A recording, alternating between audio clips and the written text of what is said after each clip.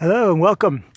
Today we're going to do the install of an Xtrons aftermarket head unit in a W220 S-class, specifically an S-class from Japan. Now the reason why this is important is because the Japanese wiring for the Japanese command is completely different. From the outside it looks a little bit similar to the North American or European ones, but from the back, as you can see, there's a lot more connectors, most of which we will not use. There's quite a bit of wiring involved. In the case of the Xtrons unit that I bought, most of the wiring directives were actually incorrect, and a lot of the harness components were actually useless as well.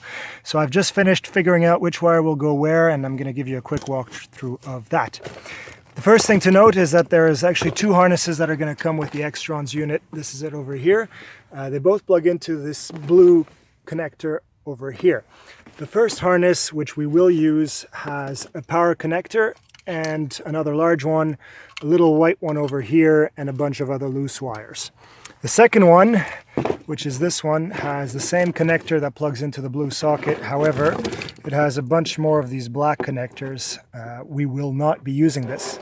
The important thing to remember, however, is if you do want to have your steering wheel controls, you're going to need to use a CAN bus module.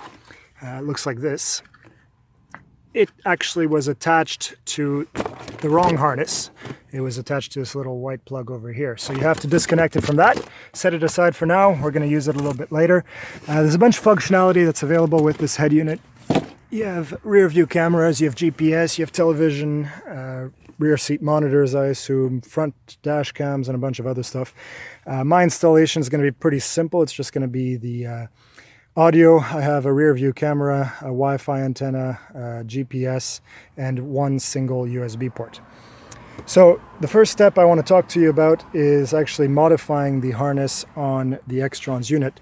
The first thing that we need to do, and the main thing, is rewire this power connector. So you'll notice it has two plugs now, which is all that's left. Prior to that, it, I think, had another one, a blue one, which you don't need at all.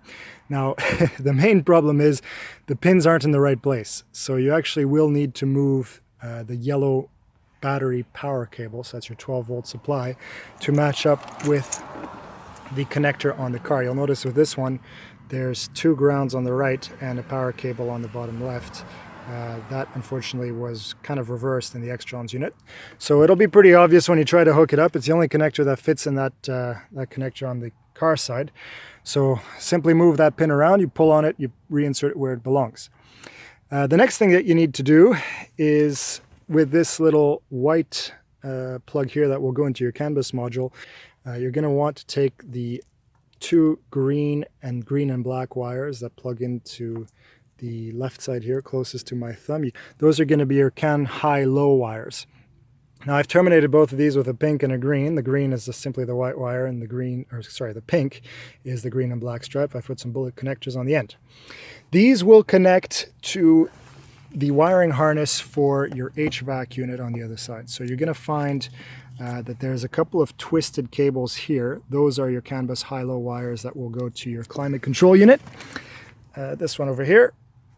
So you'll want to splice into those. You can choose various methods of doing it. Just make sure you cover it up at the end. And then again, the corresponding bullet connectors that I've put on my pink and green wires on this end. I like these bullet connectors because they insulate themselves quite well and they're easy to unplug. Now the idea with this installation is everything is fully removable. Nothing's being hardwired in. So those are the two wires that you're going to need to splice into your climate control. The next thing that you're going to need to do is to find, if you haven't already bought it, you're going to need to get this fiber optic decoder box. It's about $100 US. You need to get the one that's for S, SL, and CL class specifically. They sell another one that's made for, I think, the R, the GL, and the ML. That one will not work. Two plugs on this one, a multiplex plug here, and one for your fiber optics, the two wires there. So this is going to be a little bit of tricky wiring, nothing overly complicated. You basically just need to provide it with power and ground. So those ones I've actually tapped into the cigarette lighter wiring, which is here. You'll see it's actually quite a few connections there. So this is the cigarette lighter plug, plugs into the cigarette lighter assembly, which is here in the ashtray, and the green connector there. So you're going to want to take, in this case I've got two power taps and 1 ground tap. I'll talk about the power tap in just a second. But these power and ground taps will go to the yellow and black wire, which then go to this little multiplex connector, which then in turn plugs into our decoder box here. The other connection, of course, is your fiber optic line. So in my case, there's actually 3 fiber optic lines, which is a bit unusual. One of them was single plug that went to the side of my Japanese head unit. I just got rid of that one. And then the other one plugged into a multiplex connector, which I've hidden back here, plugged into this one here where my thumb is. So I remove the plug, it simply slides apart fairly easily, and you can hide all of that because you will not need it. So your fiber optic plugs into your decoder along with your power and ground.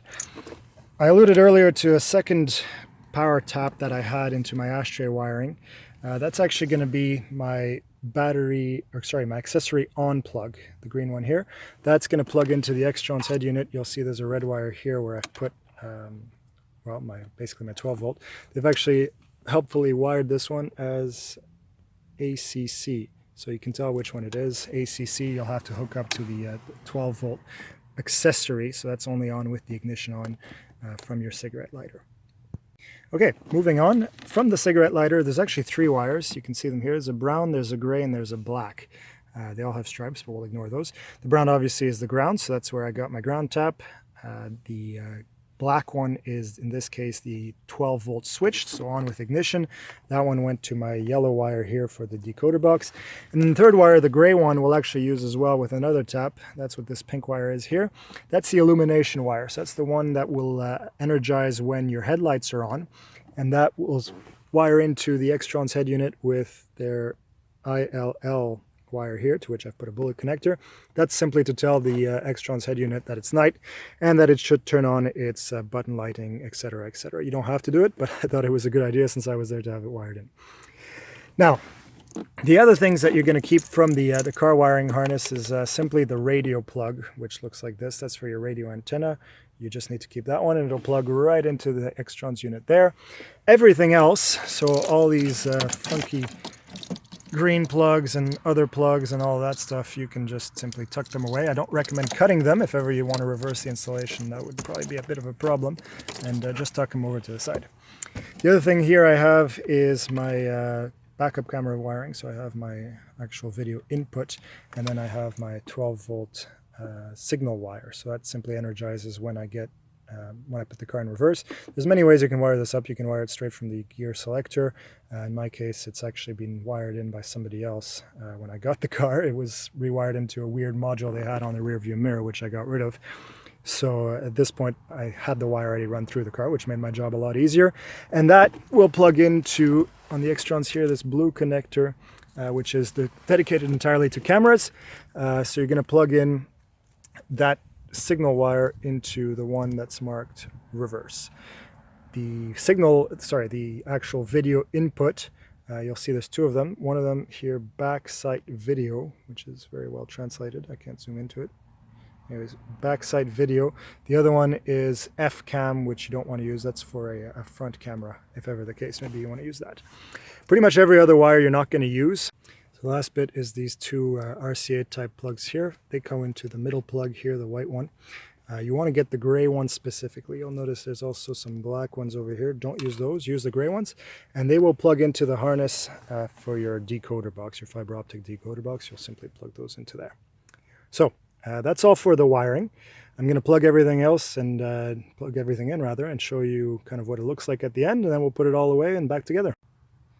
Alright, so everything's attached. I've put a Velcro strip with my CAN bus, my decoder, and my random plug on the bottom.